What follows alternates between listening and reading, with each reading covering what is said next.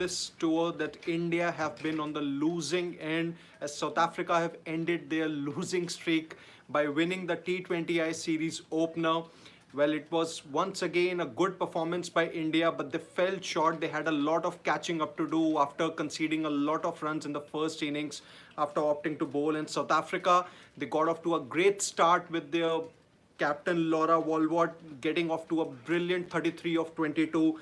Then Tasmin Brits and Marizan Cap got that brilliant partnership going and got their 50s. But then South Africa reached to 189 for 4, which was a very formidable total on a Chennai track. That was very good for batting, and India would have fancied their chances in the second innings. They did get off to a good start with Smriti Mandana and Shefali Verma getting those good knocks, but then I think they had a lot of runs or a lot of catching up to do in the middle overs.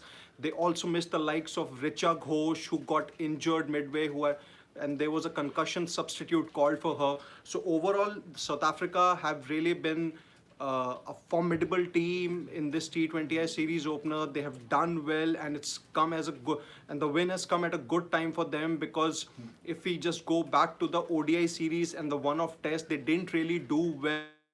They lost the one-day series 3-0. They also couldn't manage to do well in the one-off test. There was some kind of resistance, but then India were always on the winning end throughout the ODIs and the one-off test. And in the T20I series, it's come as a good result for them, primarily because of the fact that things haven't really gone well. And overall, I think it's a team performance that South Africa will pretty much be proud of, something they haven't really got in the recent past after losing to Sri Lanka and Australia in the home and away series. So overall, it was a complete batting show, and in the end, their bowlers held their nerve to make sure that South Africa got over the line and got that 1-0 important series lead. Now there are two more T20s left, which is going to take place on Sunday, which is July 7th, and the third and the final T20I will take place on July 9th. It's going to be important for South Africa to end the tour on a high. On the other hand, India, who have really been on a dominating mode, they would look to make sure that they make a comeback in the T20I series so as to force a decider on Tuesday, and that's what it is pretty much going to be. And they would also hope that Richa Ghosh, who got injured, who suffered a concussion during the T20I, that she recovers. She might not be available for the second T20I, but they would hope that she gets fit for the third T20I, and that's where I think her importance, or as a not just as a wicket keeper but as a batter, I think would be required for India.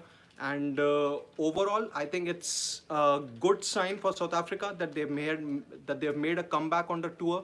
And for India, I think it's a wake-up call that they really need to do well to make sure that they make a comeback in the series, and they cannot really afford to take South Africa lightly. So what do you make of India's performance in the first T20I?